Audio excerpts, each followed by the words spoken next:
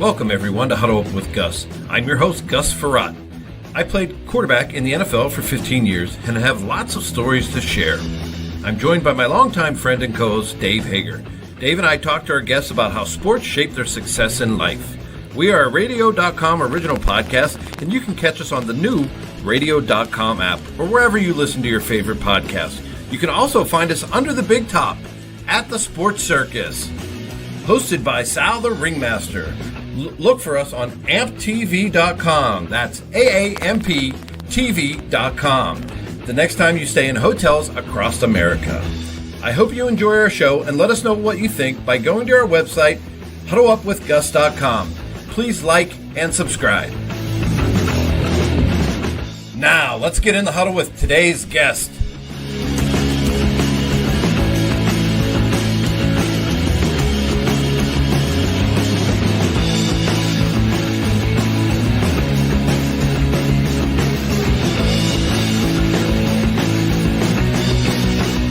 Hello, everyone. Thank you for joining us on another episode of Huddle Up with Gus. I'm here with my longtime friend and co-host, Dave. Hi, Gus. And today, Dave, we're joined by a very special guest. Had an amazing athletic career and is continuing his career on in many different areas. So it proves that athletes can do all types of things. And, he's one of the smartest guys. He's been a valedictorian of his high school, graduated top honors at Virginia. So this guy has just the epitome of what athletes can do, I think. And today, joining us in a huddle, former New York Giant, Tiki Barber. So, Tiki, thank you for joining us today, and we're glad that you're in the huddle with us. I appreciate you, Gus. Good to see you, Dave. Hey, nice seeing you. So, Tiki, tell us about, we know a lot about, I played against both you and your brother, Rondé. You never intercepted me, but he has. So, I like you a lot more. Yeah, exactly. So I'm the nicer twin, Gus. You know that, right? Yeah. Rondé's the one that's kind of like the mean twin. He's the alter ego. I'm the good guy. Yeah, but the word is, when you came out of the womb, you were the fiery one, right? The fire king. Yeah, that's right. Yeah. So but you guys have similar careers, both athleticism, brains, just do amazing things. But what was that first time that you can remember back to when you were a kid growing up that you fell in love with sports? Yeah, it started playing soccer, interestingly enough. And I remember hating the sport because it was cold. Like, it was in the fall, and I was freezing. And you had to wear shorts and, like, a T-shirt. Our coach wanted to make us tough, and all we were doing was running around. I didn't get the sport. I was like, what the heck are we doing here? We're just running. But I loved running. And so the next year, my bunch of our friends started playing football. We were like 10 years old, and me and Rondé didn't want to be left out, so we decided to join the football team.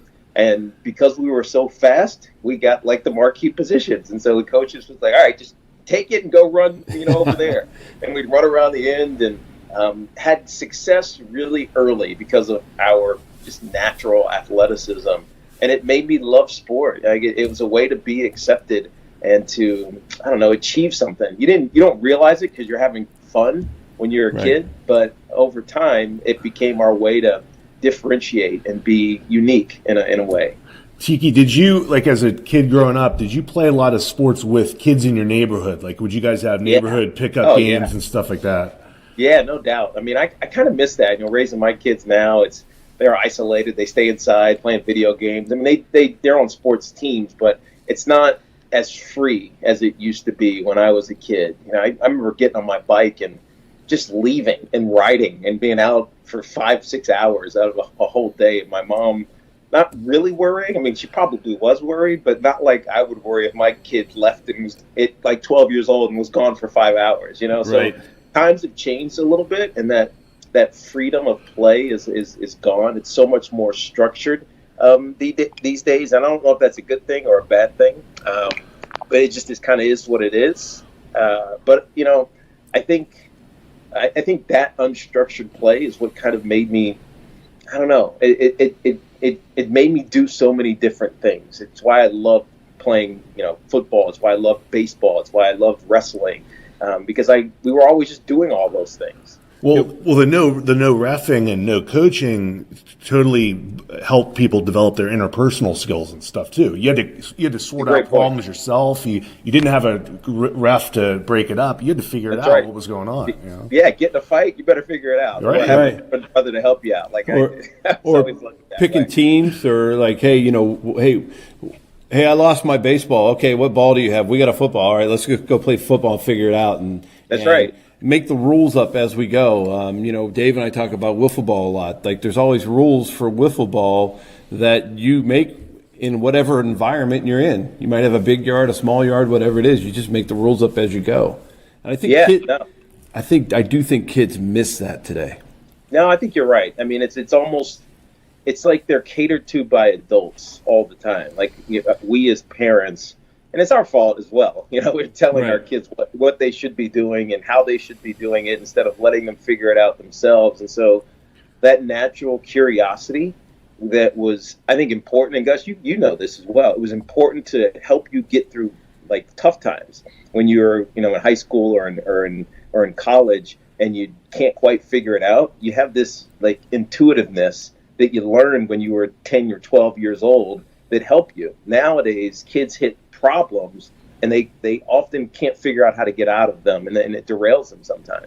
Yeah, I mean, I've gone through a lot of things in my career, as a lot of people know, and all those tough times that I've gone through growing up, living out in the country. I can remember a time where I came home crying. I don't know, I was maybe 8 years old or something, and these two older kids that maybe were 12, 13 or something stole my bike.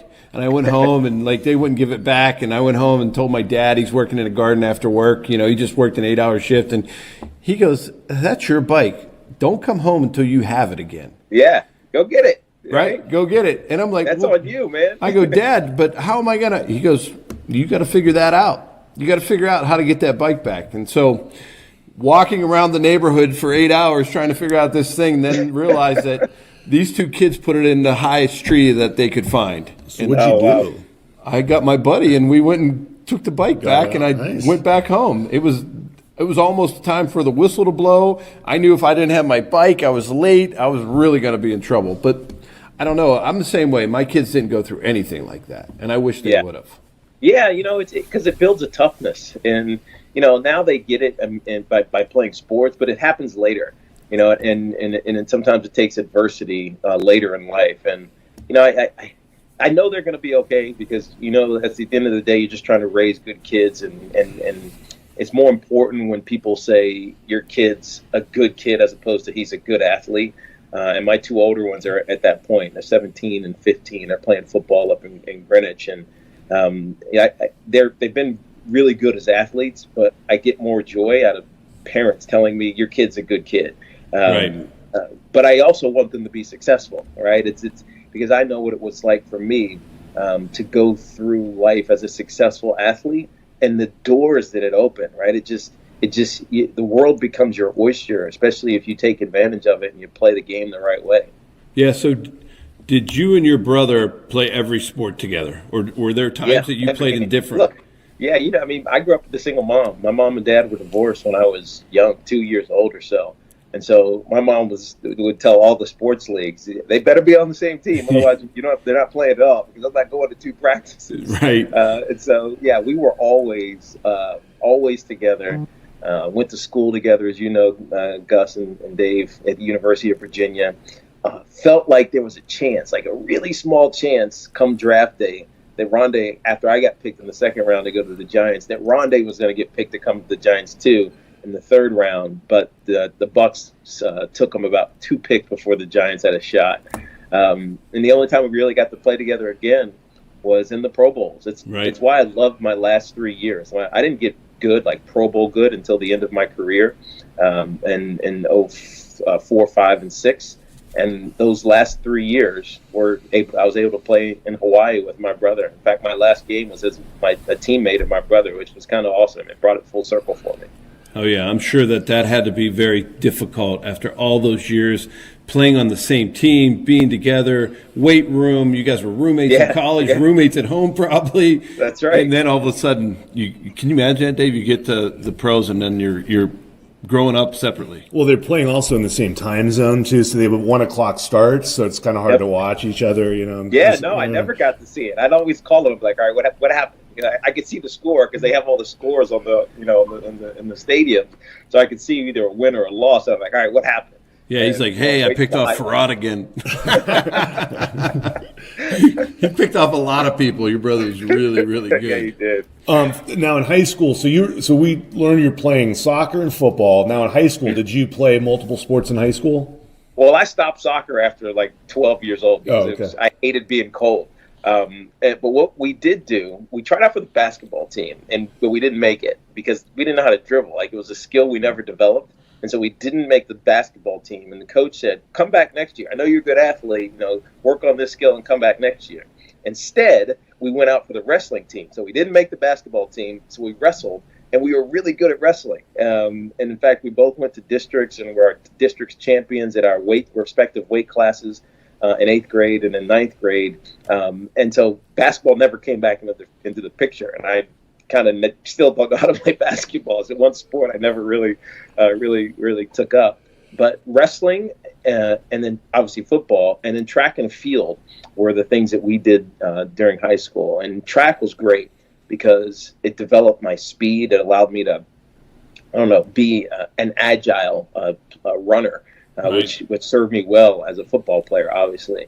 And interestingly, though, wrestling was probably more important because I learned so much about my body, like how to, manipulate other bodies and how to take hits, how to fall, like all these things that are important in football. I learned from being a wrestler, and so we did that up until 10th grade, and then we stopped and we just ran football, played football, and ran track.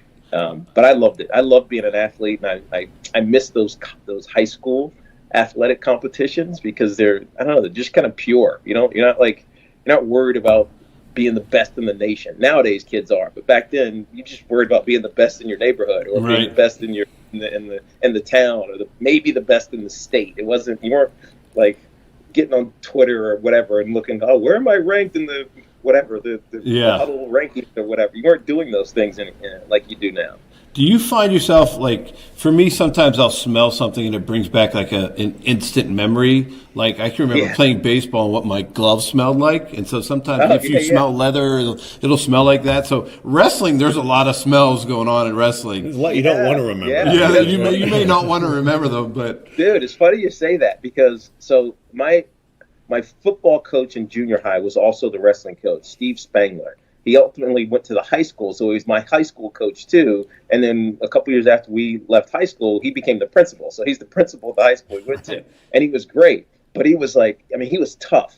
And so wrestling, it's not like, at least ours wasn't, an open gym. It was a little tiny room that he would shut, and it was all padded. Like every inch of the walls were padded. And he would shut the door, and it was like a sauna in there for 2 hours of practice. And you talk about like smells and like more like sensations.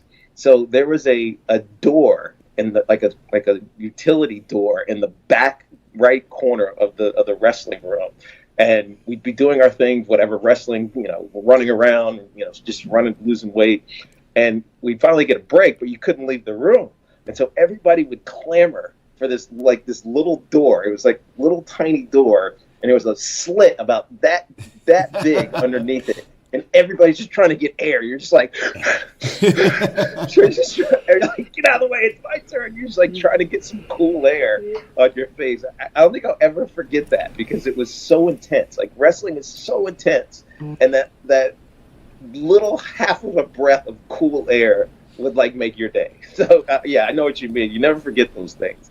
Well, I mean, I've coached football after I played, and kids that were wrestlers, I've seen them go. And you talk about learning your body.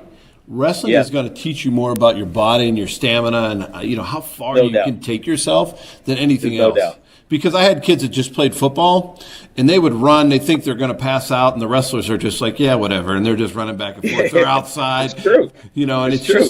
It teaches you such a mentality. From a discipline standpoint, so too. Harry, my wife's father, was my high school football coach, and he recently just passed. His favorite players were always wrestlers. Yeah. They were always wrestlers wrestlers. have this, and there's also like a adaptability to their game, so they could almost do whatever you want because even though they're small, they're strong, like really strong, like this stupid, unexplainable strength. They're often like the smartest guys because it's all tactical, right? When you're in an individual sport and it's like literally man against man, and it's not like boxing where you're just striking. It's you're grappling with someone. You're trying to, how can I get your body leverage off kilter so that I can gain an advantage? And it's really hand to hand combat that's important in football because especially if you're a blocker or some capacity, it's all about finding the right leverage, and wrestlers just have that intuitively, and they have to do it on a regular basis. So I mean, I try to get my kids to wrestle. They don't. I mean, it's just it's not the same in the Northeast like it was in the South or like it is out west. But maybe one of these days, one of my younger ones will get into it. Well, my kids are in college now, and Gunnar, I remember the first time he put a singlet on, he came out and he's like, "Dad, I just can't wear this." I'm like, "Well, you have to. That's wrestling. You have to wear this." He goes, "I know, but they were wrestling in a lot of tournaments. A lot of people were there." And he's like, "Dad, I can't get over like wearing this and everybody's seeing it." I'm like, "Dude, it's just, if you want to be a wrestler, that's what you got to wear." You got to have the right kind of vanity. Wrestlers just don't care. I mean, they're like the nastiest, but you just can't care. Well, Tiki, tell us about your high school football career then. Like, when did you really start to become good and you started to know things maybe be able to go beyond high school? Yeah, so for us, high school football didn't start till 10th grade. So my freshman year, I was still in like junior high. So my 10th grade year, which is my first year in high school, 10, 11, 12 was our high school, me and Rondé joined the team, and we were so good. And I think because my coach knew me from junior high, right? Because I told you my junior high coach was my high school coach as well. He said, if you can earn a starting job, then I'm going to give it to you. And so our starting running back was this guy. His name is Dwayne Webb, and he was great. But because my camp went so well, they moved him to quarterback, and I ended up starting at running back as a sophomore. And that's kind of when I knew that I had it, that whatever that intangible is, was my sophomore year. Rondé didn't end up happening for him till the next year. But once he became the starter, he was like all district and one of the best players in the state. And so we've kind of always done this thing. He staggers me by a year. So getting to the NFL, I start as a rookie for the Giants. He kind of didn't play at all. He was almost out of the league at his rookie season. But then the very next year, he becomes one of the best, defensive backs in the National Football League. Same thing happened in college. I played at least a lot as a freshman. First year, as we call it at UVA, he didn't do anything. His next year, which was his redshirt freshman year, he was the ACC Rookie of the Year. So we've always used each other's successes to help propel one another forward. And I started in high school. Now the problem is that at Cave Spring, we weren't very good. I think we, despite having two guys who ended up being, multiple year Pro Bowlers in the NFL, I think we won most in one season we won was 5 games. We just didn't have a good team. But we had fun. My guard was as big as me. He was we were small, so we'd get pushed around. We played some of these bigger teams. But we had a ton of fun, and I learned a lot about success and achievement from some of the failures that I went through in high school. Well, I tell people all the time, it doesn't matter where you go to school. If you're good and you work hard and you have heart and determination, they're going to find you, right? Now, especially nowadays. Yeah, especially yes. You're talking about with colleges, high schools and college. Absolutely, and it's so much more. I heard this the other day because my oldest son is 17, and we're starting to go through this process, and a lot of people want to talk about stats, right? Hey, how many touchdowns did you have? How many yards did you rush for? Ultimately, that matters, but probably that much. It's really about what kind of kid are you? Are you going to fit into our program? Are you going to work hard? How do you deal with failure and disappointments? And I had this conversation with my 17-year-old about a week and a half ago or 2 weeks ago, because I was reading about the NFL draft and how these scouts now are looking back at what these kids did in high school, like preparing them, getting ready for the NFL. They're looking at that, what were they like in high school. And so I said to my oldest son, AJ, I said, AJ, I'm going to ask you a question. I don't want you to answer it. I just want you to think about it, right? If someone went and asked you, what are you best at, or what's your best trait, or how do you deal with success? How do you deal with failure? How do you deal with disappointment? Would you have an answer? And then he said, yes, I would. I said, okay, now what if they ask your teammates and your coaches that same question? What would they say about you? And he's like, that's deep. I got to think about that one. And but that's really what matters, because ultimately you can think you're the greatest and you're doing all things the right way. But if you're not a good teammate, if you don't work the right way from your coaches, that's the perception that ultimately will derail you when you go to the next levels. Start your day sunny side up at the Westin Bonaventure Hotel and Suites and enjoy breakfast for two on us. No matter how you plan to spend your trip to Los Angeles, start every day with a hearty meal to kickstart your morning. Enjoy breakfast for two on us for each day you stay.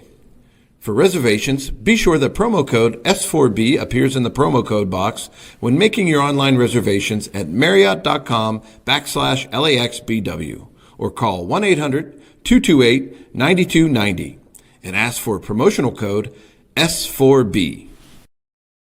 Yeah, no, I completely agree with that. And I think that feedback is the most important thing you can get. And a lot of times friends don't give you feedback. I think you had such a special relationship with your brother that you probably were giving each other feedback when you didn't want it. Oh, dude, it was like real. don't believe the shit they're saying about you. You were terrible, right? Yeah, you ended up looking good, but you were terrible. But it was awesome. That's what kind of, I needed it, right? Especially when I got to New York. I mean, you can't help but get overconfident about success when you do it in a place like New York. And so to have my brother to keep it real was such an important part of, I think, my success. What was the recruiting process with you and your brother for college?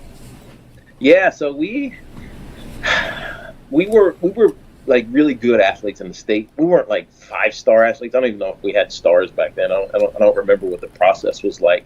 But Virginia Tech looked at us because that's where my mom and dad went to school, and my dad was a football star there. The local school, Clemson, was one of the schools that we looked at. Penn State was interested, but then Jim Caldwell, who was recruiting us, left and went to Wake Forest to be the head coach, so nobody picked us up. So we were getting letters here and there. Right. And we only took 2 visits. One was to Virginia, obviously, and the other one was to Clemson. We were really interested in going to Michigan because of the academic prestige of that university, even though it was a long way away. And I remember we got a call from, I'm forgetting the running back coach, Jim something or another. I can't remember his name now, but he gave us a call right before our visit and said, unfortunately, we have to cancel your trip because we're snowed in. And it was all right, we're good. We're not going somewhere we can't get into it out of. And snowed in, the planes can't get in. Yeah. We committed to Virginia 2 days later. Yeah, and it turned out to be the best. It was the best situation for us. I was a geek growing up. I was a geek all through college. I wanted to be an astronaut. Football was just something I was also really good at. And Virginia was the right academic environment for me to grow and become the man that I ultimately became. Along the way, I got good at football. My second, third year, I was kind of just an average guy, and then I got an opportunity to start against Michigan in the Pigskin Classic, and I had 180 yards, and the rest was college football, or at least Virginia football history. And that propelled me to the NFL. But I wanted to work for Oracle or Microsoft or something like that. Football kind of interrupted my actual dream when I went to UVA. Right. We like to thank all of our guests for joining us here on Huddle Up. They can find us on radio.com, or they can find us under the big top as with Sal the Ringmaster and the Sports Circus, and on AMP TV. So we're here talking with Tiki Barber. We're moving into your college days. You and your brother are roommates. Does it feel like, hey, we didn't even leave home? We're together, we're doing this thing, we're going after the world together. I mean, that had to be such a good feeling.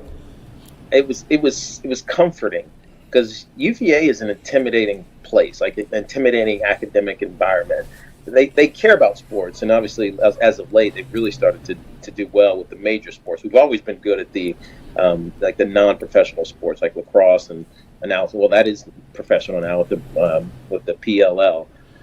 Soccer, we were always great at, diving, right. Track and field. Baseball, we've recently got really good at over the last, decade or so. But it wasn't like state U, you know what I mean? So it was they celebrated athletic success, but it was really like, all right, well, what are you majoring in? And you're getting a grant to do this or that, the other thing. Are you going to work on the Hill? And so it was a little bit intimidating for us. So to have my twin with me, like literally every step of the way. We took all the same classes our first years there, and walked the same path, so to speak. It made it comfortable and made it easy for us. And then once football started to take off, and we became comfortable there, and Coach Welsh, who was amazing, challenged us to be great. We were able to fulfill, I think, a lot of people's expectations for us. Who was the better student between you two? Oh, it's not even a question. I'm not to be a cocky. I just worked hard at it. Yeah. Rondé was smart. I mean, he is smart, but like he didn't want to be the smartest. He was good being smart. I wanted to be the smartest. And to this day, like my wife and friends, they call me Fun Fact Tiki because I study stupid things that don't make any sense, or have any point. But it's just things that are interesting to me. Oh, yeah. And interesting, I think that helped me become a better football player. Because this, it's like it's not always the biggest guy or strongest guy, and that wasn't me, right? I was 195 pounds when I was the first year at UVA. But I knew about physics, and I knew about from wrestling and other things, how to take contact and how to stay on my feet, and it helped me become a successful player at UVA. Right. So I want to ask is why did you want to be at NASA? Were you a kid in Virginia looking up at the stars all the time, saying it's just you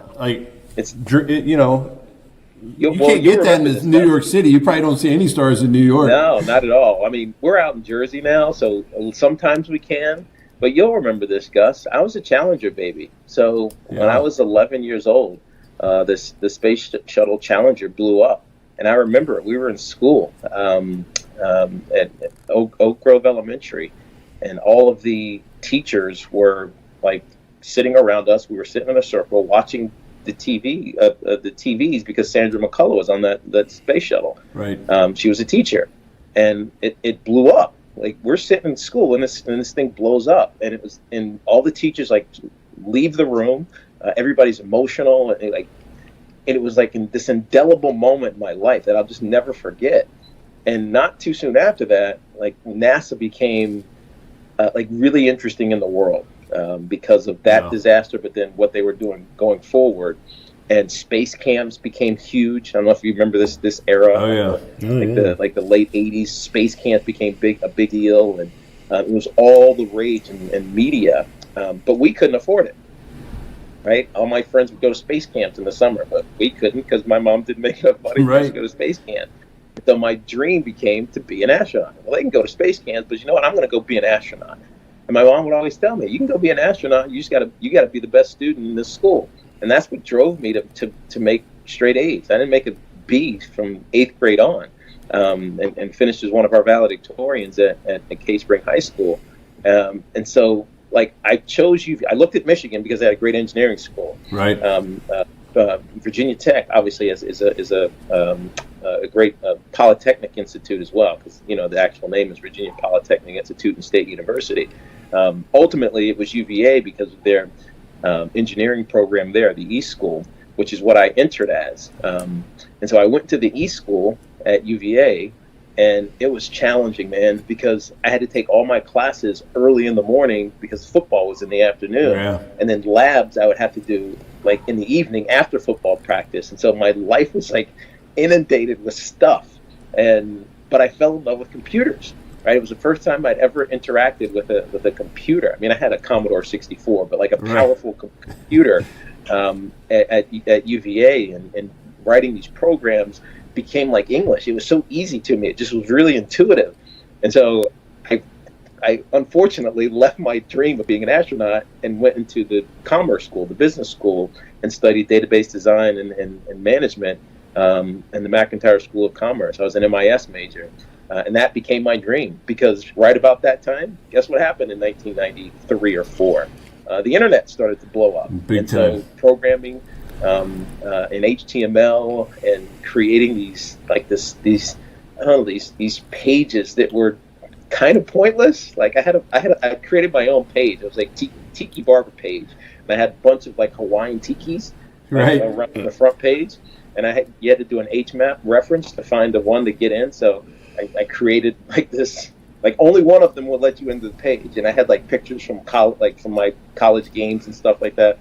But if you picked the wrong one, you got diverted somewhere else. And so it was just like, I don't know. I was such a geek. I spent my entire like nights sitting in the computer lab.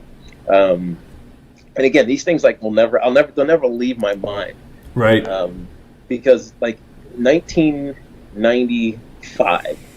A game was created called Doom. You guys remember this? Oh, yeah. Doom. So Doom took over UVA's computer labs. Like, people stopped working and would play this stupid video game. It was one of the first-person shooters. Right. They played this video game for hours. I'm not talking about like 2 or 3. I'm talking about like 6 or 7 hours. Oh, yeah. People are playing this stupid game Doom. So, to the point that they had to ban it from the computer labs because people who didn't have computers in their like apartments, like I didn't, couldn't get work done. So it was you had to learn how to switch. So you quickly switch from like playing Doom to like whatever program you were writing. So that was my existence, man. I mean, football was a big part of my life, but it was also a small part of my life in college. I really wish I would have learned more about computers, because I actually did the first AOL Sports live interview on the internet for them. Is that right? Yeah, so when I was playing for the Redskins, Jimmy Lynn, who was head of AOL Sports, came to my house, and we did an interview where, remember, Dave, he was telling us about that he put everything out there, and he goes, yeah, you were the first one we've ever done. My house from their headquarters was a mile away, so it was right at Redskin Park. So I at the time I'm like, okay, I didn't know how special that was until later on you hear about it. Like, well, man, why didn't I do more with them? But you don't. Some people, if you don't know, you don't know. Yeah, that's right, and that's it. A lot of people just aren't aware of where it's going. But I think because of Y2K, like the potential of Y2K, we all remember this. When we thought the world was going to shut down, it was all because some of these. A lot of computer programs were built on these old systems, like COBOL or some of these other programming languages that didn't have 4 spaces, like 4 slot spaces for the date. They only had 2 spaces or 2 like data points for the date. And they're like, oh, what happens when we get to 2000? We can't just abbreviate 88 or 75 or 99. The world's going to come to an end. Right. In actuality, you had like 50 years. Because think of where computer programming started. It was probably in the 50s. So you still had like till 2050 before you had duplicate records and things started to go haywire.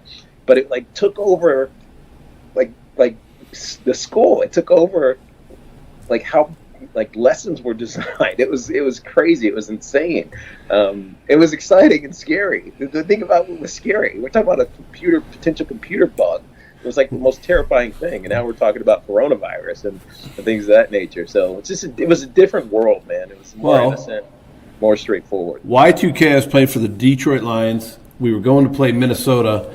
The team made us take all of our family with us because that was the weekend that it was going to turn over. That's right. And we said, okay, if we're all going down, we want you to be with your family. And the whole team, we took all of our I had my wife, the kids, everybody there, and it's like, okay, like. They could die. Nuts that is, Gus. It is. It's crazy. Seriously. That was nuts. Everybody had their whole family in the hotel with them. I remember like after midnight when it switched, I remember like turning on the TV being like, like clicking it going, wait, it seems normal. Happened? Wait, honey, it seems normal. One thing happened. Everybody's computer still worked. Everything, we still played the game. It was like the NFL's not going to shut down. The whole world could be ending, but the NFL's got to go on. Well, those when worries weren't that really worrisome. Right, exactly. So you and your brother are going through, you have incredible college careers. Now it's time to kind of being recognized by the NFL. I'm sure you guys have had a ton of scouts come see you, and then all of a sudden you guys go to the combine, and then go and get into the draft. I mean, you're doing this all together. It had to be like just such a dream come true, such a surreal moment for you and Rondé. Yeah, tell us about draft day. Yeah, so it was a surreal dream, and Rondé actually, because I mentioned he redshirted. He had an extra year of eligibility, but he said, he was graduating, so he's like, if you're not going to be here, I've already graduated, what the heck am I going to stay at school for? Right. And so he came out early. And a lot of people said, well, you're making a mistake because your draft, status is lower than it could be if you stayed for another year. Think about that. That's how they used to say this. Oh, yeah. Like, stay another year because you don't improve your draft status. Now it's the other way around. It's like, get out early because your second contract, you're going to be too old if you stay till right. 22. It's crazy, like how it's all flipped. So we went through this process, and I remember, like, we were fast, we were track athletes, like, we knew how to run, we knew how to do all the things that good football players do, but that was right after the whole Mike Mamula thing. Yeah. Right? You remember this? Mike Mamula, who trained for the combine, and specifically for the combine, and crushed it, and ended up, getting drafted really high. Yeah, by the Eagles, right? So, that's right. And so, my agent, who we hired, had us go out to Arizona and train for the combine. I'm like, why do I got to train for the combine? I know how to run a 40. I know how to bench. I know how to do all these things. But it was actually really cool because me and Rondé displaced from this world that we had known for 4 years at UVA, and we're across the country in Arizona training for the combine. And we got. I mean, we've always been tight, but it was like being grown up tight, if that makes sense. We were kid tight, to leave school and go to Arizona and start to prepare for the NFL draft made us grown up tight. It was neat. It was unique because we were kind of on our own. You're on your own in college, but there's a structure there. When you're halfway across the country and on your own, it's kind of cool. Draft day was interesting. We decided to play golf. We went to Birdwood Country Club, which is in Charlottesville, Virginia. It's the University of Virginia's home course for the golf team. And it was we weren't good at golf, so we were just kind of out there messing around and hacking around, expecting the phone call. And it didn't come until, at least for me, until hole 17. So we're almost done. Oh. And I remember Pat Hanlon, who was still the sports information guy there, called me and said, "Hey, we're gonna put you on the phone with Coach Fossil, and we're gonna take you with the next pick." And it was the 6th pick in the 2nd round. And to be honest with you, Coach Fossil was his first year, so I'm like, "Who the heck is Coach Fossil? What team is that?" I didn't know. It took me a few minutes to figure out which team was drafting me. Right. But it was neat. It wasn't any fanfare. It's kind of congrats, and brother gave me a hug, and we finished out the round and went to a bar and had some beers and dinner and waited for him to get picked, which happened about 2 hours later or so. Well, that's a pretty amazing story, though, that 2 brothers get picked same day. I mean, yeah. How did your mom deal with all of that? Oh, she loved it. She was there. She was at dinner with us, but we had spent the morning by ourselves, just not playing golf, and we knew it was happening. We knew for the first time in our lives we were going to be separated, and it was bittersweet. It was awesome because we were entering this stage and following this dream that we had wanted for so long. But at the same time, we knew that for the first time in our existence, we were not going to be under the same roof and doing the same thing. But it was. I mean, it's a dream, right? I can't explain the emotion that we felt, but some anxiety as well. I mean, our phone bill that first year, because back then you had to pay for your cell phone bill, right. was ridiculous. I mean, we talked every night, what's going on? Because we weren't married. We're kind of. I'm in Jersey / New York. He's down in Tampa. It was just weird, man. We figured it out. We always do. Yeah, I'm sure. Well, it's nice that you guys had each other to lean on. I was married after my first year, so my wife and I have been close for a long, long time, so I always had her to lean on. So I can imagine what you guys went through for the first time being apart. That had to be definitely difficult, but exciting.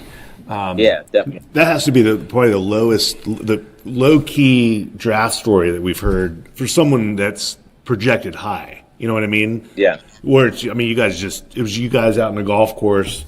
Well, we had no idea. Yeah. I mean, think about it. Like back then, you didn't really know. Like I was projected anywhere from, top of the middle of the first round till the third round. Like I think Mel Kiper had me as like a fourth round draft pick at that time. I came to find out that Coach Fossil actually wanted to take me at number 7 overall, but they took Ike. And Jim Skipper, my running back coach, he would tell me sometime later, he's like, "Teke, I cost you some money." I was like, "What do you mean?" He's like, "Jim wanted to take you number 7, but he also wanted Ike Hilliard." And Jim Skipper told Jim Fossil, "If you take Teke at 7, you're not going to get Ike in the second round. If you take Ike at 7, you might still get Teke in the second round." And I fell all the way back to the second round, and it worked out. I almost interestingly got picked by the Tampa Bay Buccaneers. They chose Warwick Dunn at the end of the first round, and I've subsequently had this conversation with Rich McKay, who's now the president at the Atlanta Falcons. He said, "We had a conversation about you or Warwick Dunn." Interestingly, me and Warwick Dunn's pro stats are almost identical. Right. And he said what won us over with Warwick was that he went to Florida State and they were in Tampa. Wow. So if Warwick had been in, I don't know, Pittsburgh or something, I could have been a Buccaneer. Right. Well, do you think if they would have drafted you, do you think they would have still drafted your brother? I don't know. They had a need at both positions, so probably. The Giants also had a need at both positions because Jason Sehorn was in his third year, I believe, and so they were it was getting to that point where they had to either try to replace Jason or sign him to a long-term contract. They ultimately signed him to a long-term contract 2 years later. So there was a couple instances where we almost on draft day we almost ended up on the same team, but it didn't happen. And then you guys both play with the same team your whole careers. Yeah, which is rare. I mean, it's very rare. I played 10, and I was lucky to stay because they tried to replace me early often because I got hurt, and then I was ineffective. They brought in Gary Brown, and they drafted Joe Montgomery from Ohio State. Right. Sean Bennett they brought in from, I forget where he went to school, but he was a good player. Then they drafted Ron Dane in 2000. Who was the Heisman Trophy winner and the all-time leading rusher in college football history. And so it's like, oh, well, Teke's going to be done. But at that point, that's the year that it hit for me in 2000, my fourth year in the NFL. Things just slowed down for me. And Sean Payton, who was our offensive coordinator, changed the scheme to fit me. It was he wanted to use me a lot like Marshall Faulk was used with the Rams, and it took my career took off. I rushed for 1,000 yards for the first time. We went to the Super Bowl. I signed an extension, and the rest is history. Yeah. Valet, stay and play on your next getaway to Los Angeles. The Western Bonaventure Hotel and Suites offers effortless access to all the City of Angels has to offer. Whether you're hoping to catch a concert or sporting event, our hotel is just moments from all the action and accessible to Hollywood, beaches, museums, and theme parks. The package includes a guest room and valet parking. For reservations, use promo code PSF in the code box when making your online reservation or call 1-213-624-1000 and ask for promo code PSF. I mean, just what a crazy, amazing story. And I think that what you guys have gone through is such a great story to tell, even though there's a lot of information out there about you and your brother. But I feel like that what we want to do is really bring that out in the way that you just have, is that we all have these different transitions in life, and you guys had to make a tough one for each of you, and it works out. And a lot of people don't think that because I have to get a new job or move to something else or go wherever, it's not going to work out. And you guys ultimately prove that it does. And I think life is a constant process of reinvention. And if you get stuck in doing or thinking that you have to be who you were, you're never going to move forward. You can never advance. Like, you always have to evolve. And I think having a twin and having someone to live vicariously through my life through for all really my whole life, 44 years, almost 45 now, has helped me manage that. Right. So I've been lucky. So you go through you have an amazing career. I mean, Pro Bowls. You almost you went to Super Bowl, right? But then you left. Yep. Like, you retired. Then the next year is that when they won? The very next year. Yeah, which is crazy. You're probably like, okay, I could have just stayed on. I would have mentored whoever and done whatever. But you know, it's funny. I was telling Dave that the year that you guys lost to the Ravens in the Super Bowl.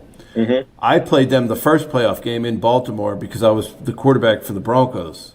That's right. And we played in Baltimore in rain, and that defense was darn good, man. They were unbelievable, and it was a scheme. Like, they had Sam Adams and Tony Siragusa, and as 300-pound, really like 330-pound D tackles.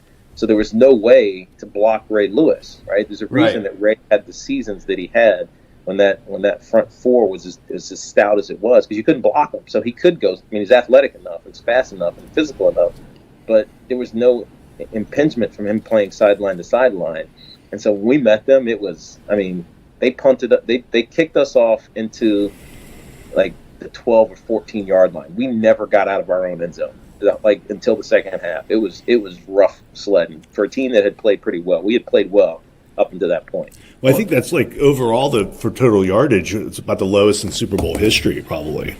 Yeah. The combined total yardage was like 450 or something. There was like a punt return. There was back-to-back kickoff returns.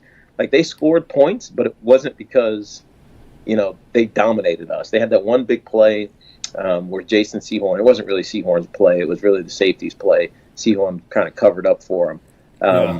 But that was really it. I mean, they ground the ball with Jamal Lewis, and then played great defense. Like, they had a great game plan, and it bested us. Well, when we played, you couldn't make a pass downfield. They sat on everything because their front seven was so good. You didn't have time in the pocket. You had to get rid of the ball. So their guys, their corners never.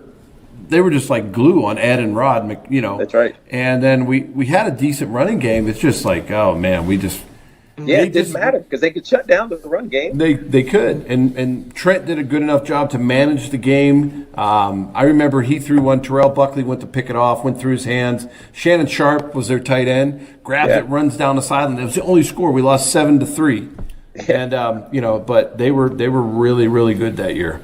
Yeah, you're right. So unless you could, like, block them up for, 6 seconds, 5 seconds, so that you could throw a deep pass, you had no chance. Right. And that's hard. It was easier said than done. Well, that game, and then you had to have somebody fast enough to get behind him. Right. Well, no, I was going to say that game too. I think it was like 40-mile-an-hour wind, also. Oh yeah. So it was bad. It was bad. It was bad. Yeah. But so you have an amazing career, Pro Bowls. You were. I'm not sure if I read this right. You can help. It said that you were NFL Player of the Year, right? Weren't you in 05? No, well, I made an All-Pro team, but it wasn't like the NFL's Player of the Year. It was like one of the magazines, like AP or Sports. Maybe it was Sports Illustrated or Sporting News or something like that. Back in 2005, which was one of my better years. I had three 200-yard games that year. That was the year that Wellington Mara and Bob Tisch both passed away, and it had an impact, really a strong impact on my life.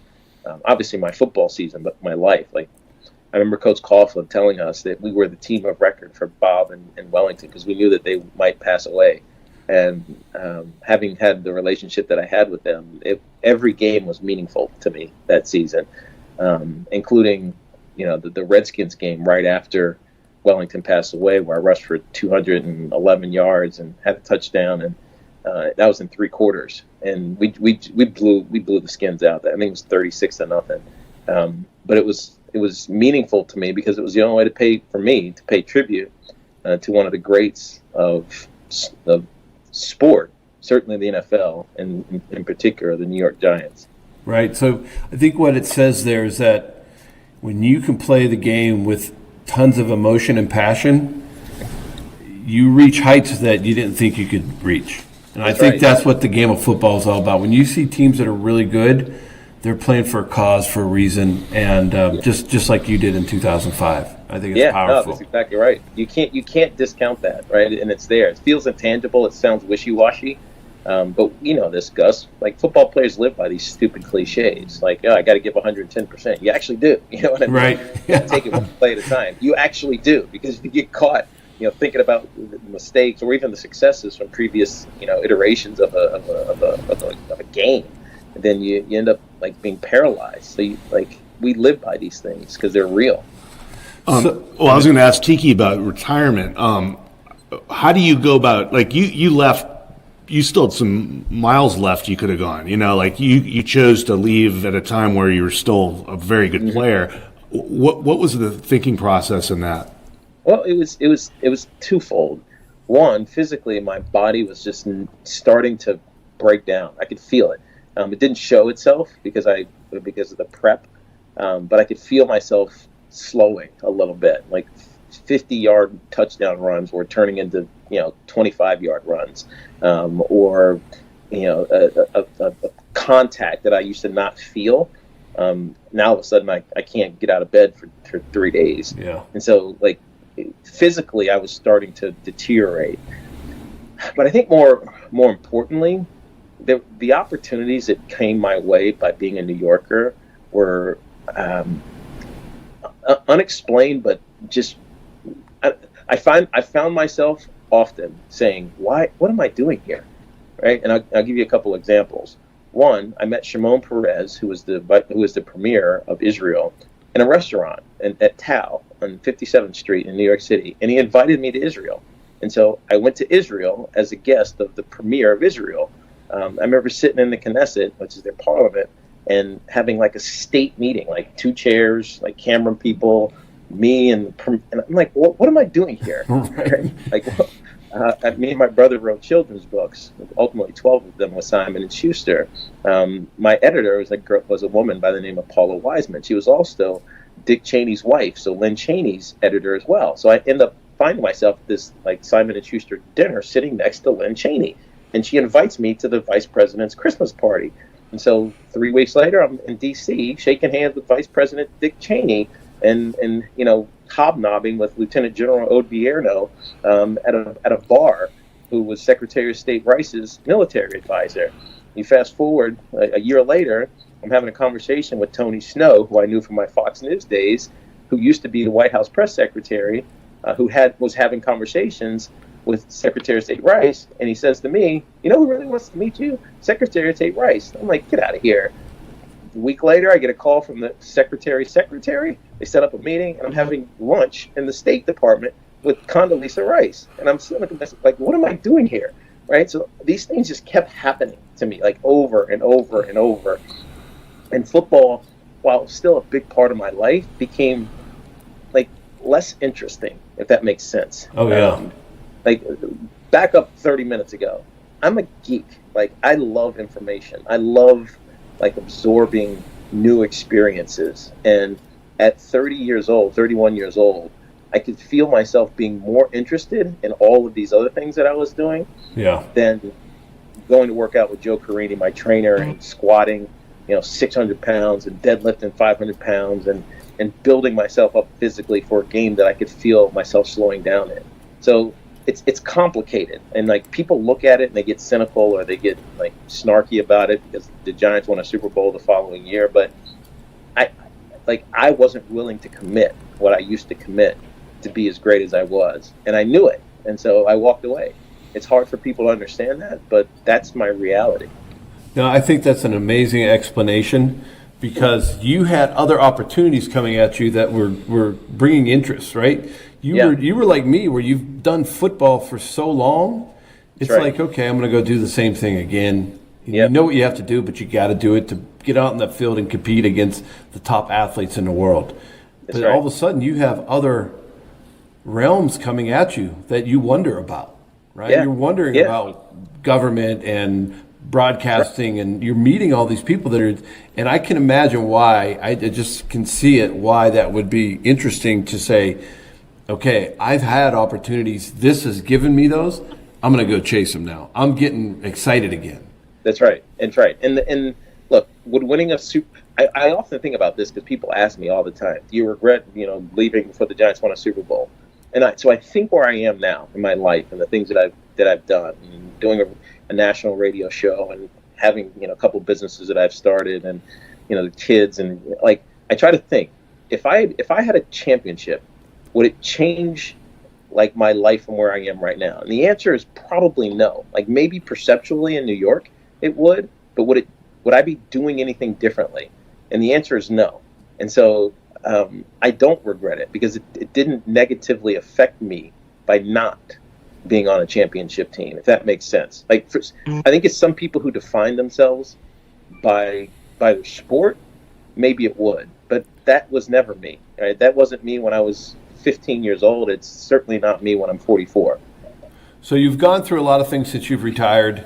You're living life like everybody else is living now. As everybody says, we're in the real world and we're doing normal things. But so give us a kind of a quick history of everything that you've done for yourself personally and business-wise, and really what you're doing now that you have a vision and a passion about that you want to speak to.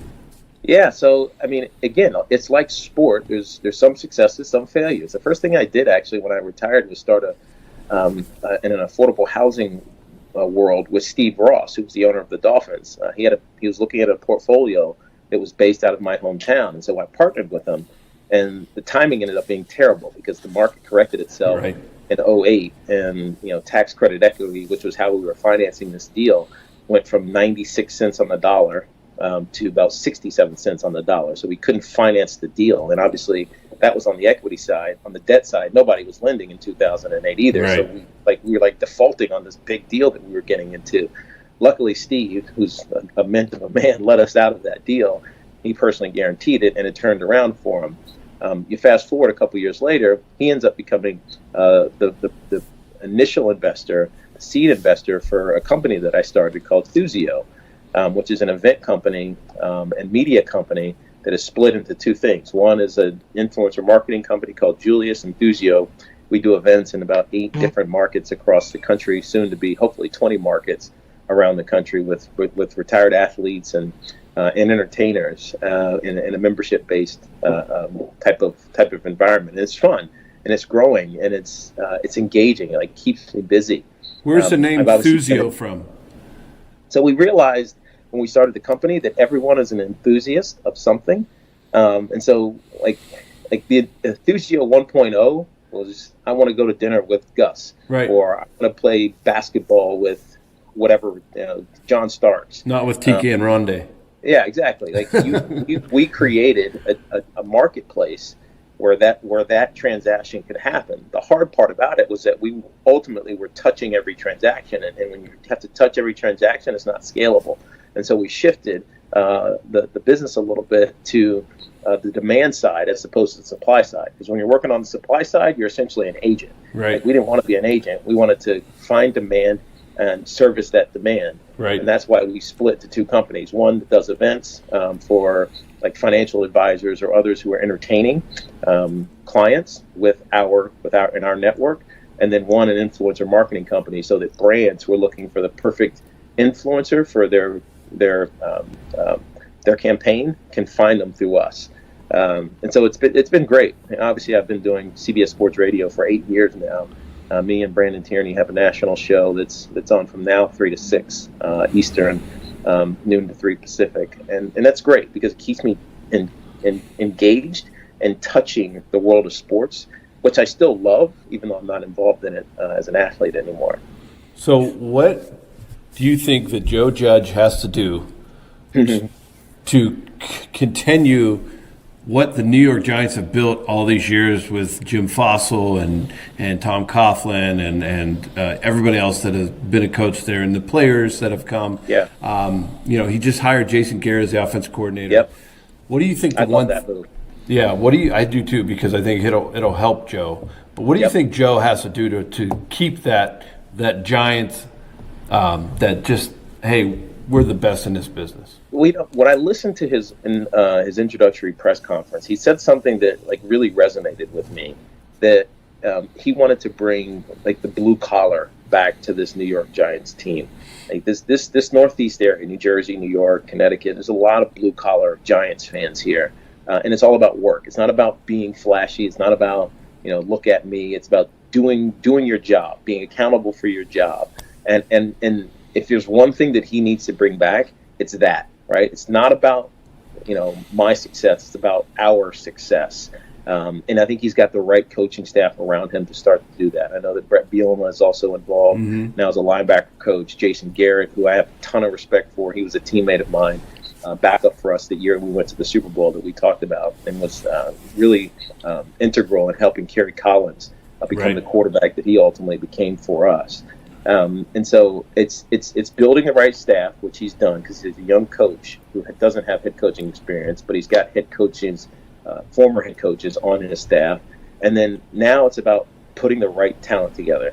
And like the Giants have always had a philosophy. It's about character, right? It's not about you have the best potential. It's about character. Like when Michael Strahan was drafted, he wasn't like the consensus number one overall defensive lineman or deep rush in his draft. Right. Monty Toomer certainly wasn't that. I wasn't that. But we became greats because of the work ethic that we committed to.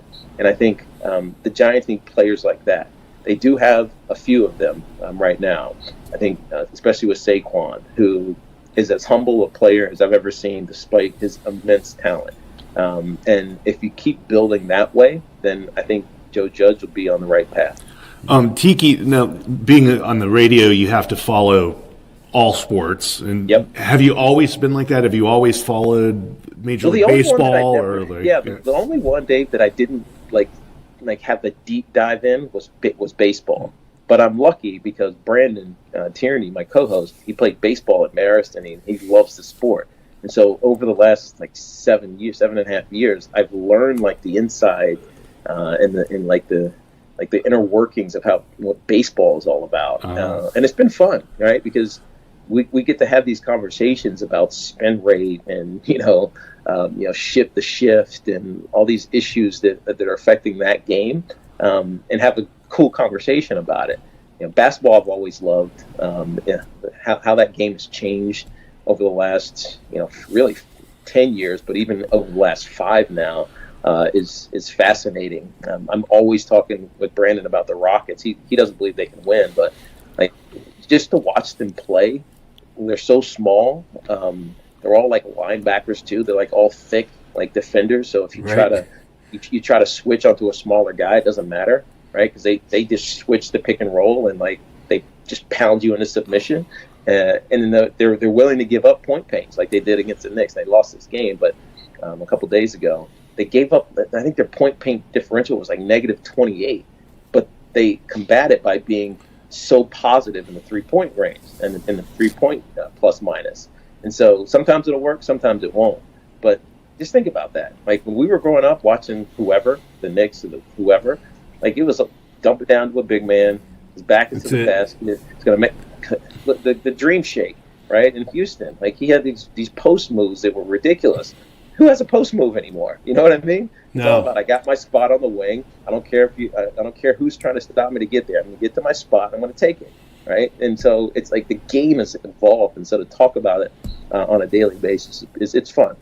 Yeah, I'm sure you've learned a lot. I mean, I just wonder if you would talk about all these different point differentials and all these different things if you weren't doing a sports show now, right? Would it pique your interest? But now that you're in there, because I know how you are with data and analytics, and you want to learn, I bet you just dive head first, and you've learned about sports that you would have never thought that you would have had an interest in. That's good. You know what it is, Gus? It informs me, because I understand where the data is coming from. It informs me about what I'm actually seeing on the court, and it's fun. And I've got an opportunity over the last 2 years to do some college football games with Compass Media on the radio, and so.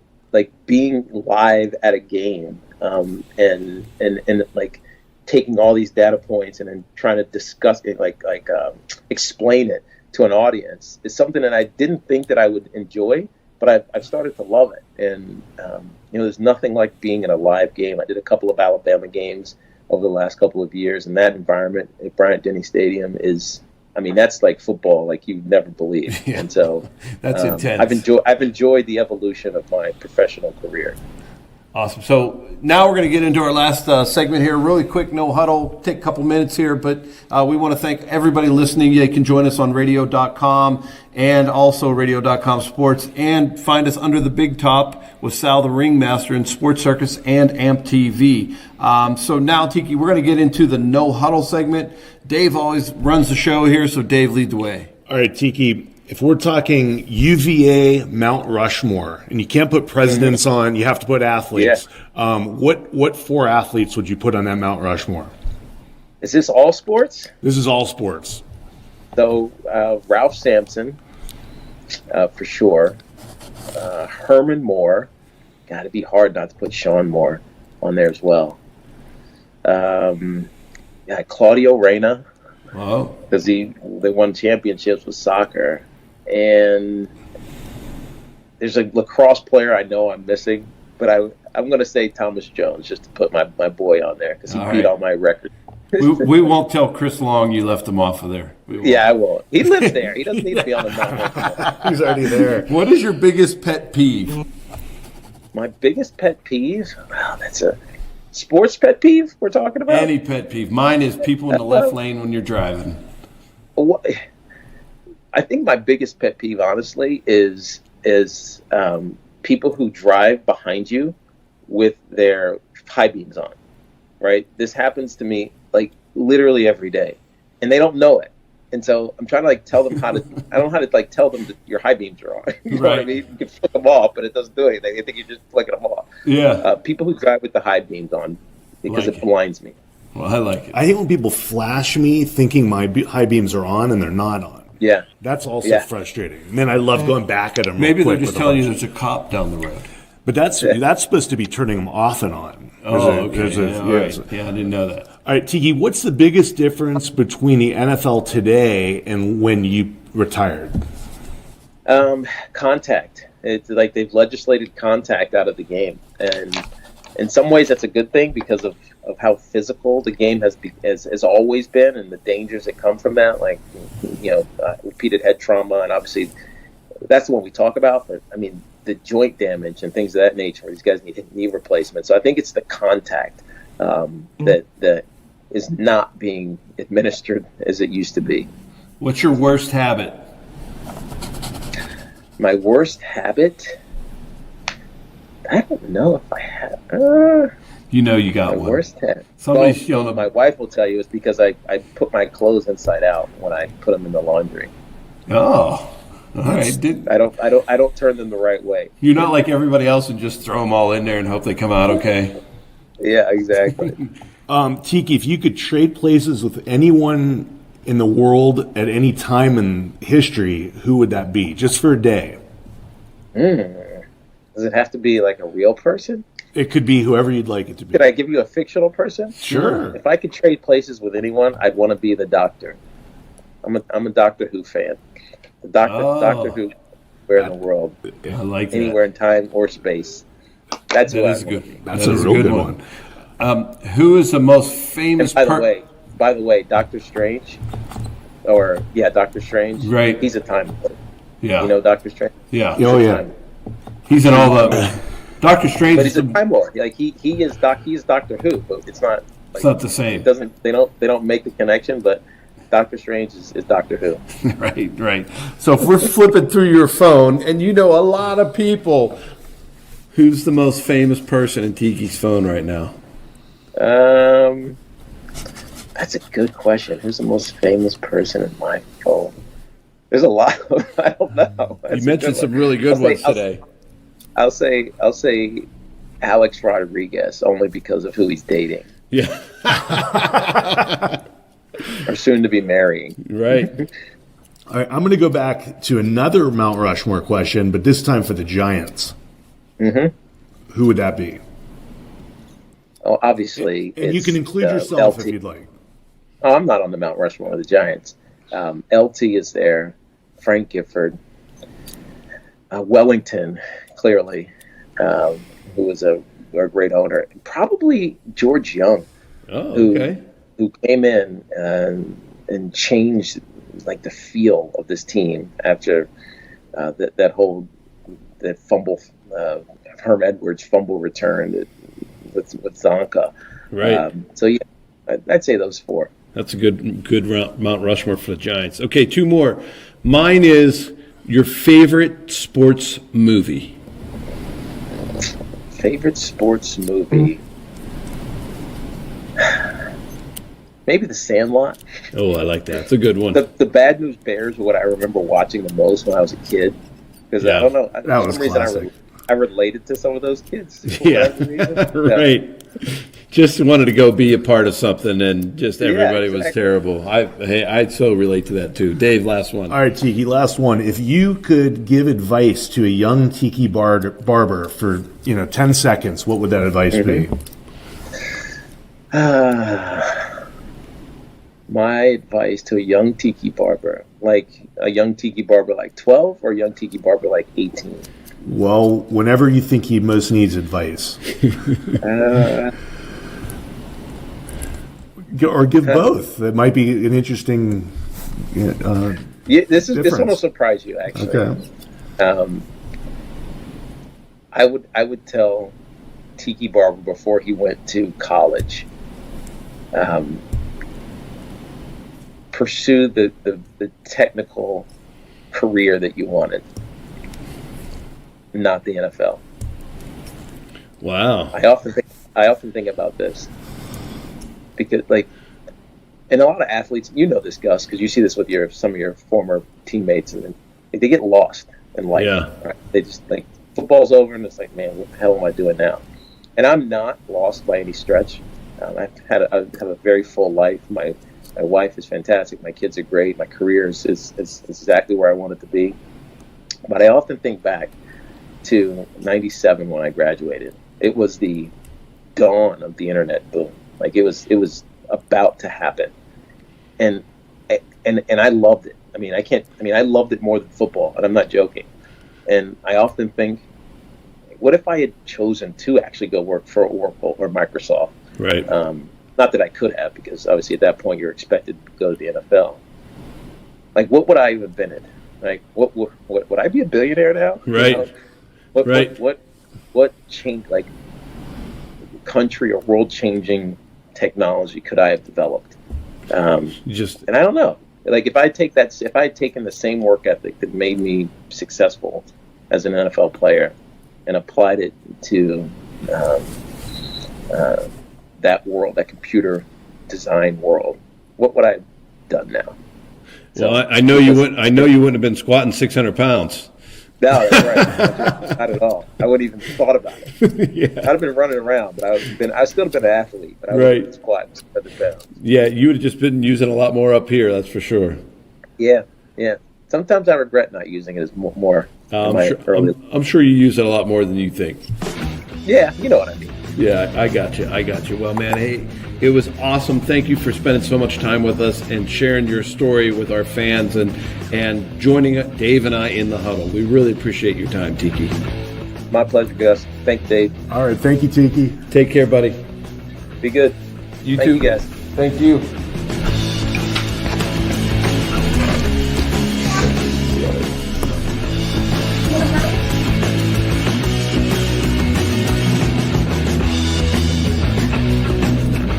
We want to thank everyone for listening to Huddle Up with Gus. Please go to our website, huddleupwithgus.com, and subscribe. And leave us a message and let us know what you thought about the podcast or maybe future guests you would like to hear from. So thank you again for listening to Huddle Up with Gus, and find us on the new radio.com app or under the big top at the Sports Circus, hosted by Sal the Ringmaster.